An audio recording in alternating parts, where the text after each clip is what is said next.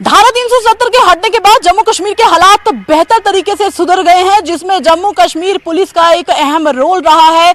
बहुत सारे सवालों का जवाब लेने के लिए आज इस समय न्यूज़ 18 की टीम पहुंची है श्रीनगर और जम्मू कश्मीर के डीजीपी दिलबाग सिंह से हम कुछ सवालों पे जवाब लेंगे। सर, धारा 370 हटी, बहुत अहम रोल जम्मू कश्मीर पुलिस का रहा। लंबे अरसे से आपने जो कार्यभार संभाला है उसमें बहुत हद तक हालात जो है वो सुधरे हैं। शुरुआत यहीं से करेंगे कि कितना बदलाव जम्मू कश्मीर के हालातों में आया, क्योंकि बहुत हद तक अब हालात जो है वो नॉर्मल हो चुके हैं। धारा 370 के हटने के बाद जो बदलाव मुख्य रूप में आपको देखने को मिलते हैं कि आज अगर आप मार्केट में चले जाएं तो आपको लोगों के हजूम कारोबार में लगे हुए देखेंगे, जहां पर पत्थरबाजी में लगे हुए हजूम पहले कभी आपको दिखाई दिया करते थे। जी। आज वो बच्चे जिनको उकसा करके पत्थर हाथ में दे करके जुम्मे की नमाज के बाद अलग अलग जगहों पे पुलिस और सिक्योरिटी फोर्सेस के खिलाफ खड़ा करके फाइट में झोंक दिया जाता था, जिसमें कुछ लोग हमारी लाठी का या हमारी चली हुई पैलेट गन का शिकार होते थे, वहीं आज जुम्मे की नमाज पढ़ने के बाद हंसते हुए खिलते हुए चेहरे बाहर आते हैं, घरों पे जाते हैं और माँ बाप फख्र महसूस करता है कि वो बच्चे सही रास्ते पे चल रहे हैं, अच्छे रास्ते पे चल रहे हैं। जो वो जगह जहाँ पर आपको कभी गाड़ियों की गूंज गुजाहट सुनाई देती थी, ग्रेनेड के फटने का, आईडी के फटने का शोर शराबा सुनाई देता था, अलग अलग तरह की जो पुलिस और सिक्योरिटी फोर्सेस के साथ क्लैशेस होते थे, उस क्लैशेस के अंदर चीख चहाड़ा और रोने चलाने का जो माहौल होता था, आज वो माहौल पीछे चला गया है। ये वो कश्मीर है जिसके अंदर अभी लॉ एंड ऑर्डर तो होता ही नहीं, तो जाहिर है कि लॉ एंड ऑर्डर के अंदर किसी को नुकसान हो जाए, किसी की मौत हो जाए, वो भी ऐसा कोई माहौल नहीं है। आज इत्तेफाक से 8 जुलाई है। आज के दिन बुरहान वानी मारा गया था। और सर, आज के दिन आज के दिन तो हालात ऐसे होते थे और आज लग ही नहीं रहा कि बुरहान वानी की यहाँ पर बरसी मनाई जाएगी, कोई ऐसे हालात नहीं है। जबकि जब बुरहान वानी की मौत हुई थी तो हालात बद से बदतर हुए थे और आपके रहते हुए ही हालात सुधरे। बुरहान वानी जब मारा गया उसी रात के दौरान 80 जगहों पे लॉ एंड ऑर्डर के इंसिडेंट हुए थे। अगले दिन 250 के करीब लॉ एंड ऑर्डर के इंसिडेंट हुए थे।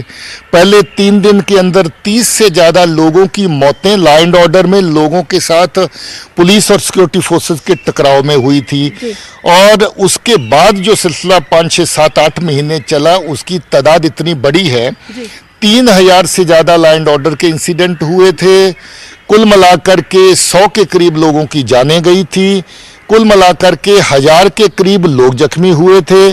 कुल मिला के 1000 के करीब सिक्योरिटी फोर्सेस के लोग जख्मी हुए थे। मगर आज वही दिन है कि लोग अमन से, अमान से, सब चीज़ों को पीछे छोड़ करके दुकानें खुली हैं, बाजार खुले हुए हैं, टूरिज्म चल रहा है, शिकारे घूम रहे हैं, डल लेक में लहरें उठ रही हैं और खूबसूरत माहौल में लोग हर कोई अपना अपना काम कर रहा है। और बच्चों का इत्तेफाक से अगर स्कूल है तो बच्चे स्कूल कर रहे हैं। आज अमरनाथ जी की यात्रा चल रही है और अमरनाथ जी की यात्रा में भी लोग आकर के अपनी अपनी जगहों पर दर्शन कर रहे हैं। यही कश्मीर के लोग उनका खैर मकदम भी कर रहे हैं, उनको वेलकम भी कर रहे हैं। जगह जगह पर बोर्ड लगा करके, जगह जगह पर उनकी जो सुविधाएं हैं उनको अरेंज करके, कहीं को किसी ने टेंट लगाया है, कोई घोड़े वाला आकर के वहाँ टिका है, कहीं को पालकी वाला लगा हुआ है। तो आज आप देखें कि कितना बदलाव है। यही बुरहान वानी जब पहली बरसी हुई थी तो रात को सारे लोग निकल के घरों की छत पे या घरों के मोहल्लों में आके खड़े हो गए थे। उनको चांद में कुछ दिखाई दिया था तो किसी ने कहा कि बुरहान वानी चांद पे दिखाई देने लग गए हैं। इस तरह का माहौल बनाया था जहां लोगों को बेवकूफ़ बनाया जाए कि एक कातिल जो हजारों लोगों को कत्ल करे, एक दहशतगर्द जो दहशतगर्दी में इस हद तक मुलव्वस रहा हो, जिसने हजारों लोगों को अपने पीछे चला करके गोली का निशाना बनाया हो और बनने के लिए मजबूर किया हो और लोग उसको चांद में देखने लगे। इससे ज़्यादा बेवकूफ़ी की बात कभी हो नहीं सकती थी। मगर आज लोगों को अकल आ गई है। आज लोग कातिल को कातिल की तरह देखते हैं, हीरो की तरह नहीं देखते हैं। कातिल हीरो नहीं हो सकते। कत्ल करने से बचाने वाले हीरो का हो सकते हैं। कत्ल करने को रोकने के लिए अपनी जान देने वाला पुलिस वाला, सिक्योरिटी फोर्स वाला, सिविल आदमी हीरो हो सकता है। कातिल और दहशतगर्द कभी हीरो नहीं हो सकता है। आज लोग असली हीरो को पहचानना शुरू हो गए हैं। 370 के बाद अगर आप देखें तो आज हालात इस कदर ठीक लगने लगे हैं कि लोगों को लगता ही नहीं है कि हम कभी उस माहौल से गुजरे हैं। आज लोग सुख की चैन की सांस ले रहे हैं। पीछे कभी इनकाउंटर होता था, दहशतगर्द मरता था तो हजारों की तादाद में लोग जनाजे में, वहीं से 5 लड़के दहशतगर्दों की उंगली पकड़ के रात को गायब हो जाते थे। अगले दिन पता चलता था कि 10 लोग और दहशतगर्द बन गए। आज दहशतगर्द मरता है तो लोग शुक्र मनाते हैं कि दहशतगर्द का सफाया हो गया, क्योंकि वो मोहल्ले वालों को तंग करता था, क्योंकि वो गांव वाले को तंग करता था, क्योंकि उसकी वजह से जगह जगह तकलीफ आती थी। मगर इतना जरूर है कि अभी भी शर्म हमारी पड़ोसी की एजेंसियों को नहीं आई है। इतना अपना नुकसान उठा के, घर में आग लगी है फिर भी दूसरे के घर में आग लगाने का काम नहीं छोड़ सकते हैं। वो आज भी इस तरह की करतूतें करते हैं। चंद रोज पहले दीपू का कत्ल अनंतनाग में किसी एक बेवकूफ के हाथों करवाना, मैं उसको मिल्टन कम कहता हूँ, बेवकूफ ज्यादा कहता हूँ, क्योंकि उसकी अकल पे पर्दा है। किसी बाहर से बैठे इंसान के कहने पर वो पिस्तौल उठाता है, किसी बेगुनाह का कत्ल करता है जिसके लिए सजा उसको हर लेवल पे मिलनी है। हम कानून के जरिए भी सजा देंगे और ऊपर वाला भी सजा उसको देगा। फिर भी अगर कोई बेवकूफ पागल बन के किसी के इशारे पे काम करता है, आज बरानवानी के दिन बंद रखा जाए। पाकिस्तान की एजेंसियों ने कोई कसर नहीं छोड़ी कि बंद रखो। हीरो, प्रोटेक्टर, जे वो किलर को प्रोटेक्टर कहेंगे आप, दहशतगर्द को आप हीरो कहेंगे। शर्म आनी चाहिए ऐसा कहने वालों को भी, ऐसा सोचने वालों को भी। तो मैं समझता हूं कि लोग धीरे धीरे अपने इस काले पिछोकड़ को, इन काले दिनों को भूल के आगे बढ़ रहे हैं। सुनहरी दिन आए हैं, बच्चे अपनी नौकरियां कर रहे हैं, बच्चे अपना काम कर रहे हैं, बच्चे अपना फ्यूचर बना रहे हैं। कितने बच्चे हमारे अभी देखेंगे यूपीएससी का एग्जाम क्लियर करके ऑल इंडिया सर्विस में शामिल होंगे। कितने बच्चों के हमारे रैंक पढ़ाई लिखाई में इतने बेहतर आए हैं। क्यों? क्योंकि एक भी दिन की बंदकाल नहीं कहीं होती। पहले गिलानी को छींक आती थी तो बंदकाल हो जाती थी, गिलानी को जुकाम होता था तो बंदकाल हो जाती थी। पाकिस्तान की तरफ से छोटा सा आता था किसी का फोन, और जहां पर लोकल मीडिया में उसका होता था चर्चा कि कल बंद रखा जाएगा, लोग डरते मारे बाजार बंद करते थे। आज चीख चीख के पाकिस्तान की एजेंसियों ने कहा कि कल बंद रखो, मगर किसी को जहां फिक्र नहीं बंद की, क्योंकि अब बंद का वक्त चला गया है। अब काम का वक्त है, अब लोगों के मुस्तकबिल को बनाने का वक्त है, बच्चों का फ्यूचर संवारने का वक्त है। पत्थरबाजी तो खत्म ही हो गई, क्योंकि पत्थरबाजों का एक अलग ही माहौल था कश्मीर में, वो खत्म हो चुका है। वो बहुत बड़ी अचीवमेंट है जम्मू कश्मीर पुलिस की। कि मैं देख रहा हूं कि इस साल में मुझे कोई जगह ऐसी याद ही नहीं आती। हाँ, आज कभी लोगों को गुस्सा आता है तो थोड़ी देर के लिए पानी बंद हो जाए कहीं तो गुस्सा आता है, बिजली बंद हो जाए तो लोगों को गुस्सा आता है, गुस्सा आता है। तो वो उस हद तक जायज है कि बिजली ना मिले, पानी ना मिले, कहीं सड़क खराब हो जाए। मगर इस बात पे गुस्सा हो कि सिक्योरिटी फोर्स वाले ने ज्यादती करी है तो हम ये कर लेंगे, इस बात पे गुस्सा हो कि किसी बेगुनाह का कत्ल फोर्सेस की गोली से हो गया है, इस बात पे गुस्सा हो कि हम बिना बुलाए किसी के घर में जाके रेड कर रहे हैं। हम कोई भी अपना ऑपरेशन ऐसा नहीं करते जिसमें पुख्ता सबूत ना हो, पुख्ता खबर ना हो, उसकी पुख्ता बैकग्राउंड ना हो। इसलिए पुलिस की तरफ से, सिक्योरिटी फोर्सेस की तरफ से हम लोग मान लीजिए कि जीरो वायलेशन के मॉडल पे चल रहे हैं कि किसी इंसान के हक को वायलेट नहीं करना है। और अगर कहीं को ऐसी गलती हो जाती है तो हम बिल्कुल उसके साथ सख्ती से निपटते हैं, हम किसी का लिहाज नहीं करते। मगर मुझे इस बात का फख्र है कि पिछले 5 साल में एक बेगुनाह की हत्या किसी भी सिक्योरिटी फोर्सेस की गोली से, किसी गलत वजह से नहीं हुई है, किसी लॉ एंड ऑर्डर में किसी की हत्या नहीं हुई है। दहशतगर्दों के जिस वक्त एनकाउंटर चलते हैं उस साइट के ऊपर आके पत्थरबाजी मार में किसी की हत्या नहीं हुई है।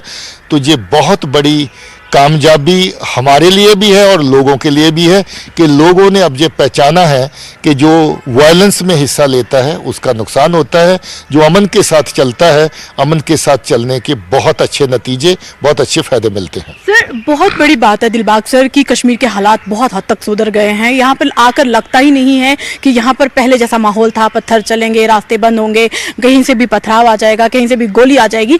लेकिन अब यहाँ का माहौल जो है वो यहाँ से निकल कर जम्मू प्रोविंस में जा रहा है। अबू खुबैब डोडा में पीओके में रहकर वहां से एक्टिव करता है, युवाओं को यहाँ पर रह के सोशल मीडिया के दौरान वो बरगला रहे हैं। राफिक नाई है पुंछ के रहने वाले मेंढर के, वो वहां पर पीओके में रहकर बरगला रहे, घुसपैठ की कोशिश की जाती है। तो ऐसे में सोशल मीडिया का भी एक नेटवर्क का जो बेहद अहम रोल है, रहते पीओके में है और यहाँ के हालात खराब कर रहे हैं। तो ऐसे में जम्मू कश्मीर के तो हालात ठीक हो गए, लेकिन जम्मू प्रोविंस में अब इसका जो असर है वो देखने को मिला है। बीजी पे हमला होता है, 10 जवान हमारे शहीद हो जाते हैं, हमारे डांगी में हमला होता है।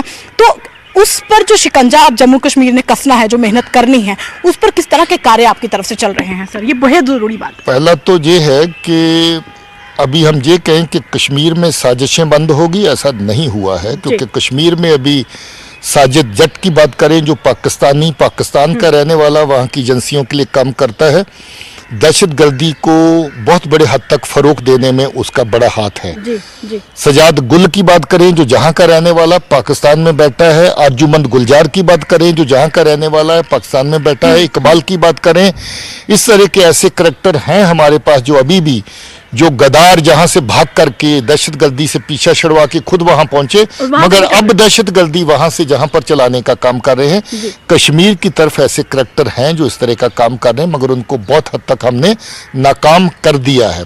उनकी साजिशें, उनकी चालें बहुत हद तक नाकाम हुई है। अमीन भट्ट है, अबू खुबैब है, राफिक नाई है, शमशेर नाई है, ये भी अब जम्मू प्रोविंस में घुस रहे हैं। खाना पीओके में है, रहना पीओके में है, परिवार यहाँ पर है, जम्मू संभाग में उनका परिवार है, उनके घर है, फिर भी इस तरह की हरकतों को, वारदातों को अंजाम देना और पाकिस्तानी आकाओं के हाथ में रह के चलना, तो ये बहुत बड़ी बात है। तो इस तरह पे किस तरह के शिकंजा कसना? देखिए, एजेंसीज अब ये जानने लगी कि जो इलाके पुराने दहशतगर्दी से मुक्त हो चुके थे, पाकिस्तान की एजेंसीज की कोशिश थी कि उनको फिर से जो है वो इन्वॉल्व किया जाए जी। मगर अच्छी बात यह है कि पाकिस्तान में बैठ कर के चंद दहशतगर्द जो जहां से गद्दार जहां से भागे हुए, जिसका आपने जिक्र किया कि खुबैब डोडा का रहने वाला, कासिम रियासी का रहने वाला, रफीक और शमशेर नाई रिजौरी पुंछ के रहने वाले, ये सब लोग वहां बैठ करके अभी कुछ जगहों पे इनके जो पुराने नेटवर्क हैं, पुराने कनेक्शन हैं, जब ये जहां पर दहशतगर्दी में शामिल होते थे तो उनका इस्तेमाल करते हैं।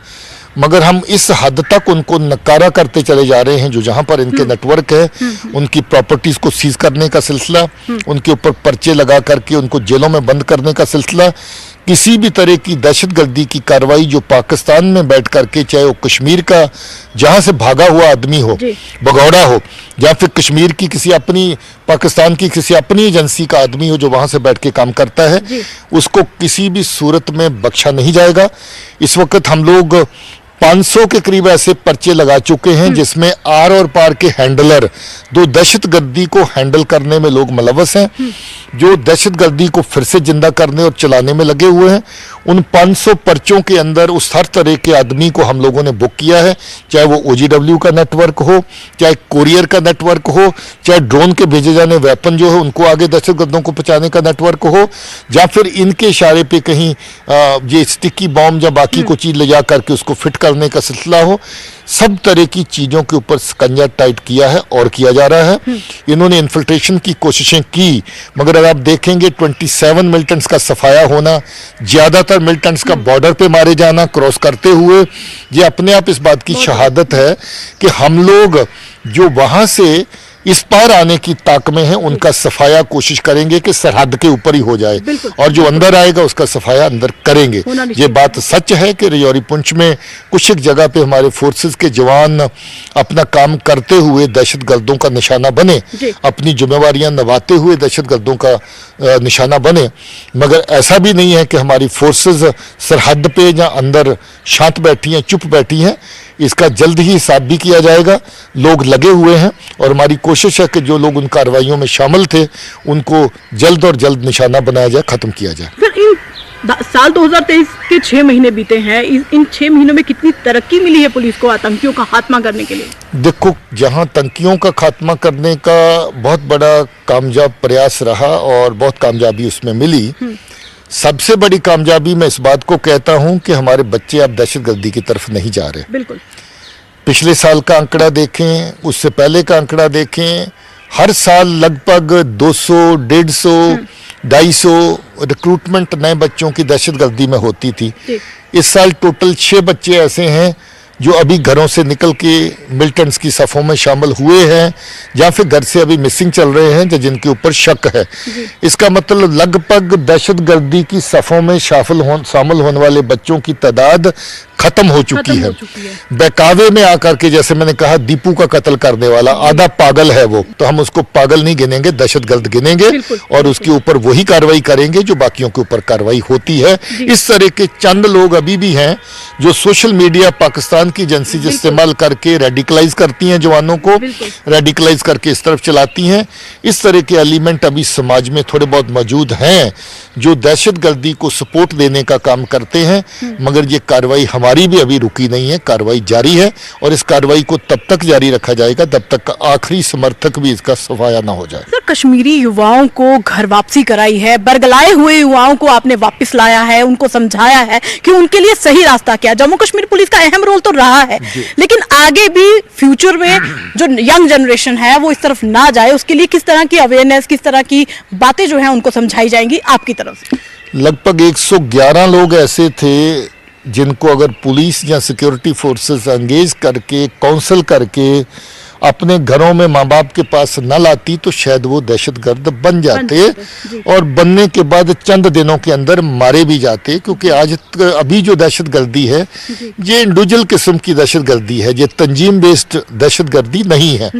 बंदा कार्रवाई करके निकलेगा तो आज नहीं तो कल, 2 दिन में, 4 दिन में, 8 दिन में वो पकड़ा ही जाता, मारा ही जाता है।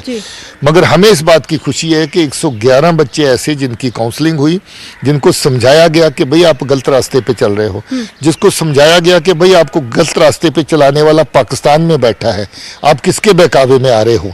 ऐसे 111 लोगों को घर वापस लाना, घर वालों को मलाना और मुझे ये लगता है कि उनको सही रास्ते पे डालना ये बहुत बड़ी कामयाबी है। बिल्कुल सर, आप कामयाबी जम्मू कश्मीर पुलिस हासिल कर रही है। एक तरफ कश्मीर में काफी हद तक आतंक को सफाया हुआ है, आतंक का। एसआईयू की अब नई टीमें गठित हो रही हैं, 23 से ज्यादा टीमें अब आपकी जगह जगह पे छापेमारी कर रही है। अब पीओके में जो बैठे हैं आतंकी, उनकी जो यहाँ पर जमीनें हैं जम्मू कश्मीर में, उन पर भी शिकंजा कसा जा रहा है। तो किस हद तक यहाँ पर काम कंप्लीट हो चुका है सर? देखिए, बहुत बड़ी एक एरिया जिसके अंदर जम्मू कश्मीर पुलिस, क्योंकि दहशतगर्दी में लड़ते लड़ते एक और हिस्सा था जिस फ्रंट के ऊपर दहशतगर्दी के साथ लड़ाई लड़नी थी, वो थोड़ी कमजोर रही। वो लड़ाई थी तफ्तीश के जरिए से लड़ाई लड़ना, कोर्ट कचहरी के जरिए केसेस को कामयाबी से ट्रायल में पहुंचाना, उस फ्रंट के ऊपर लड़ाई लड़ना। जो लोग हमारे दहशतगर्दी को किसी भी तरीके से फरोग देते हैं उनकी निशानदेही करना, उनके आगे पीछे की गतिविधियों के ऊपर रोक लगाना, उनको फौरन ट्रिप मारने में और दहशतगर्दी को जहां से बाहर तक जाके प्रचार करने में रोकना, उसके साथ साथ सरकार के दफ्तरों में बैठ के मिलिटेंसी चलाना, ये सब कार्रवाइयां जो हमारे निशाने पे आई। बड़ी बड़ी तादाद में ऐसे लोग जो तनख्वाह तो सरकार की लेते थे मगर काम पाकिस्तान का करते थे, जो तनख्वाह तो सरकार की लेते थे मगर काम दहशतगर्दों का करते थे, जो आतंक को जहां पर चलाते थे उनको निशाना बनाया गया। जिन्होंने साथ दिया उनके खिलाफ सख्त कार्रवाई की गई, ये कार्रवाई जारी है। इसके अलावा 500 के करीब पर्चे जो मैंने कहा, इसमें जितने हैंडलर आर पार के काम करते हैं, जितनी एजेंसियां इसमें मुलव्वस है जो जहां पर मिलिटेंसी को फरोग देने में लगी हैं, उनके खिलाफ कार्रवाई की गई। हमने एक नया गठन किया एसआईए का, स्पेशल इन्वेस्टिगेशन एजेंसी, एनआईए की तर्ज पे, ताकि जो बहुत सारे हमारे खास केसेस हैं उसको हम दें। 35-40 केस उनको तफ्तीश करने के लिए दिए गए, काफ़ी अच्छी तफ्तीश करके वो केस कोर्ट कचहरियों में पहुंच गए हैं, उनके ऊपर ट्रायल जारी हो चुके हैं। इसके साथ साथ इतनी एफर्ट काफ़ी नहीं थी, हमने हर जिले के अंदर एक स्पेशल यूनिट तैयार कर दिया जिसको SIU कहते हैं, स्पेशल इन्वेस्टिगेशन यूनिट। अगर आज आप देखेंगे तो कोई दिन खाली नहीं जाता कि आज पुलवामा में दहशतगर्दी के समर्थक जहां आर पार बैठे आका, उनके घरों के ऊपर रेड हो रही है, सर्च हो रही है, प्रॉपर्टी सीज हो रही है, ये काम SIU कर रही है।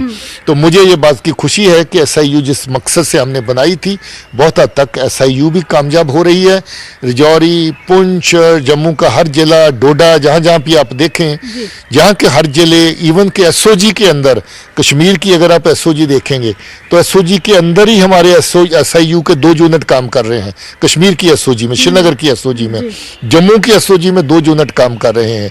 तो हमारी ये कोशिश है कि जहां लड़ाई जमीनी सतह के ऊपर हम हथियार के साथ दहशतगर्दी का सफाया करने की करते हैं, साथ ही साथ कलम के साथ भी दहशतगर्दी का सफाया करने का काम हो, कोर्ट कचहरी का जो एक सिलसिला है उस ट्रायल को, उस केस की जो आगे जो प्रक्रिया है उसको प्रोसिक्यूट करने की, इन्वेस्टिगेट करने की और प्रोसिक्यूट करने की, उसको भी मजबूत किया जाए, उस पर काम हो रहा है, अच्छा काम हो रहा है। पाकिस्तान में सोशल ऐप, सोशल मीडिया का कितना इस्तेमाल हो रहा है जिसका खमियाजा यहाँ पर भुगता जा रहा है कि LOC से घुसपैठ की कोशिश हो रही है, लॉन्चिंग पैड वहां पर है, ISI के कंट्रोल रूम जो है वो LOC पर बने हुए हैं, वो सोशल मीडिया का कितना फायदा ले रहे हैं, टावर्स भी वहां पर लगे जिसका सिग्नल जम्मू राजौरी पुंछ में भी देखा गया है, टावर देखे गए हैं, स्थानीय लोगों को भी खौफ था कि पाकिस्तान के सिग्नल क्यों आ रहे हैं, ऐसे कौन से टावर वहां पर लगे हैं।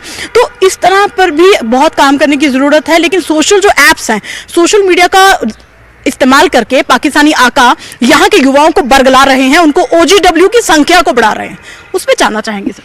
देखिए, पाकिस्तान में एक डिवीजन इसी काम के लिए आर्मी की लगी हुई है जो fake and false propaganda Kashmir को लेके कश्मीर में और कश्मीर के बाहर बाकी मुल्कों में और अलग अलग जगहों पे करती है। हमारे अलग अलग फोर्सेस के अंदर, ऑर्गेनाइजेशंस के अंदर सेल स्पेशल बने हुए हैं जो सोशल मीडिया को मॉनिटर करते हैं और जो इस तरह की ऐप्स आती हैं उसके ऊपर या हैंडल्स आते हैं उसके ऊपर सख्त कार्रवाई करती है, उनको ब्लॉक करवाती है। अब ये मिशन क्योंकि पाकिस्तान में बैठ के चलाया जा रहा है, अब मिशन क्योंकि पाकिस्तान के टाउट बाकी विदेशी मुल्कों में बैठ के चलाते हैं जो डायरेक्टली आपकी पकड़ में नहीं आते हैं, उनको किस तरीके से पकड़ में लाना है उसके ऊपर भी कार्रवाई अलग अलग चैनल से की जा रही है और गवर्नमेंट ऑफ इंडिया की एजेंसीज के साथ भी वो मैटर टेकअप किए जाते हैं। इनका सिग्नल का ओवरलैप की अगर आप बात करें तो राजौरी पुंछ अगर देखें जो आर्मी का जहां पर अटैक हुआ था उस जगह पे पाकिस्तान के 4 तरह के सिग्नल जो वहां पर आ रहे थे, जानबूझ के एक साजिश पाकिस्तान की तरफ से हो जाती है कि उस सिग्नल स्ट्रेंथ अपनी ज़्यादा स्ट्रॉन्ग रखें ताकि जो उनके भेजे हुए दहशतगर्द इस वक्त काम कर रहे हैं अपने एरिया में वो उन्हीं के जो अपना मीडिया के जो रिसोर्सेज हैं उनको इस्तेमाल कर सकें, उनको लोकल मीडिया इस्तेमाल ना करने की जरूरत पड़े ताकि फिर जहाँ की जो सर्विलेंस और पकड़ से बाहर रहें।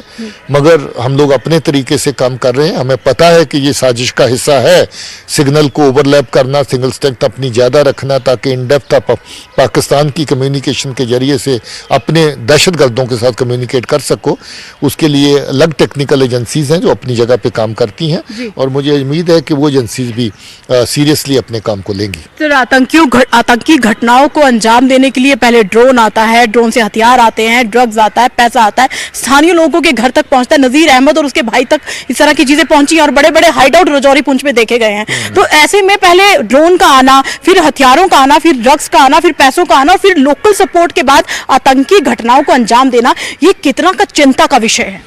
देखिए, ड्रोन एक और बड़ा नॉन ह्यूमन इंटरवेंशन जो होती है दहशतगर्दी को फरोग करने की, उसका चैनल पाकिस्तान की एजेंसियों के हाथ लगा है और उन्होंने बहुत हद तक इसका मिसयूज़ किया है, इसका गलत इस्तेमाल किया है।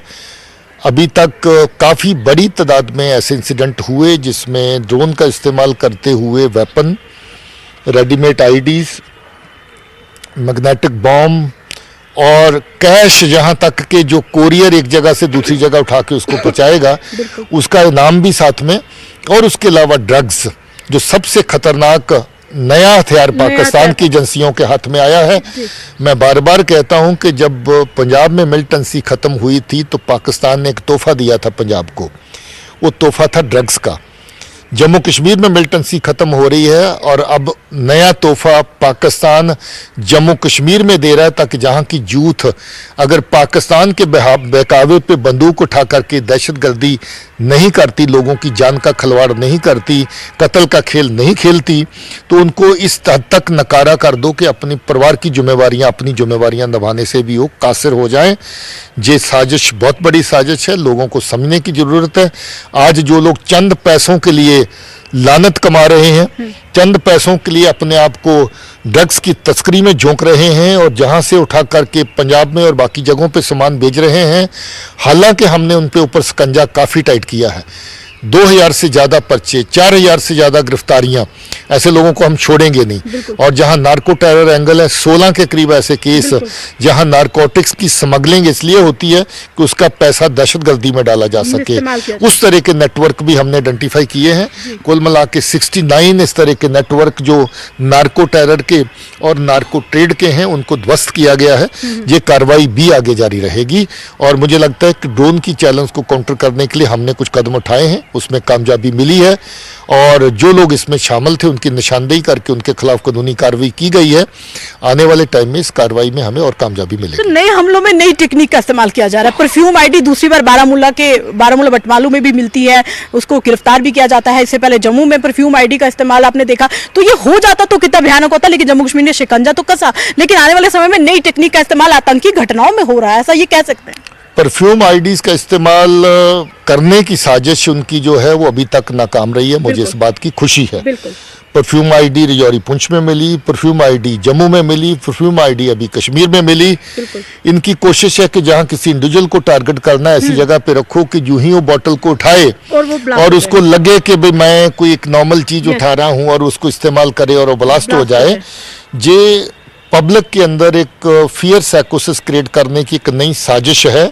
अभी तक मुझे लगता है कि लोगों ने बड़ी अक्लमंदी से काम किया है, फोर्सेस ने बड़ी मुस्तैदी से काम किया है और हम लोग जितने भी ये चीज़ें आई हैं उनकी निशानदेही करके उनको सीज कर रहे हैं और उनको डिस्ट्रॉय भी कर रहे हैं। तो मुझे लगता है कि लोगों को होशियार रहना है। ये साजिशें अभी और चलेंगी, इस तरह की साजिशें और होंगी। ये आखिरी साजिश नहीं है, इसके अलावा भी साजिशें होंगी। लोगों को होशियार रहने की जरूरत है।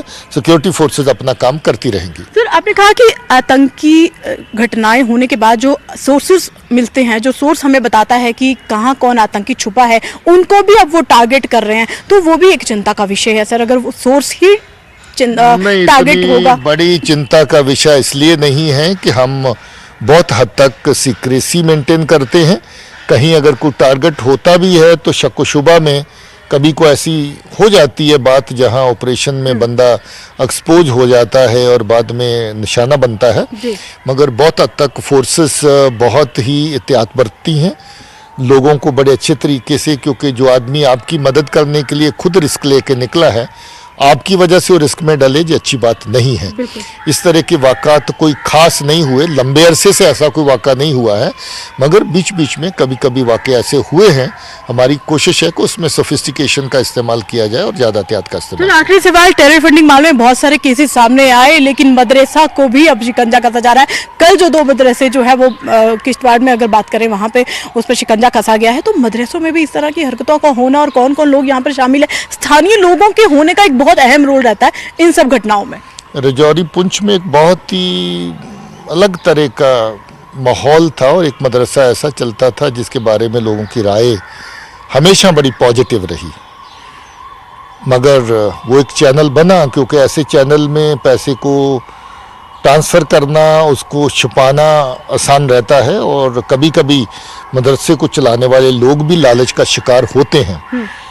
इसी तरीके से रियासी के एक आदमी की निशानदेही की जो एक अलग तर्ज के ऊपर एक नेटवर्क खड़ा कर रहा है और काफ़ी हद तक उसने वो नेटवर्क खड़ा किया जो अपनी रिलीजियस ऑर्गेनाइजेशन को जो रजिस्टर्ड है उसको पैसे के इधर उधर से लेने और ट्रांसफ़र करने में, मिलिटेंसी को फ़रोग़ देने में इस्तेमाल करता है। उसका भी भांडाफोड़ किया गया।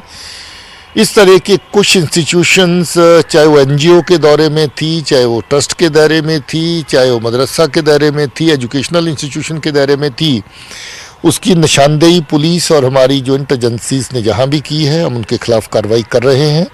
ये बहुत ज़रूरी है, क्योंकि अगर वो जगह जहाँ पर बच्चों को रोशनी देनी है, अपने बच्चों को ज्ञान देना है, वहाँ ज्ञान की जगह, रोशनी की जगह अगर अंधेरे की तरफ, जहालत की तरफ आप उनको धकेलेंगे, कत्ल गारत की तरफ, गलत रास्ते की तरफ धकेलेंगे, तो सही रास्ता कहाँ मिलेगा। इसलिए ऐसी जगहों के ऊपर कार्रवाई करना बहुत ज़रूरी है।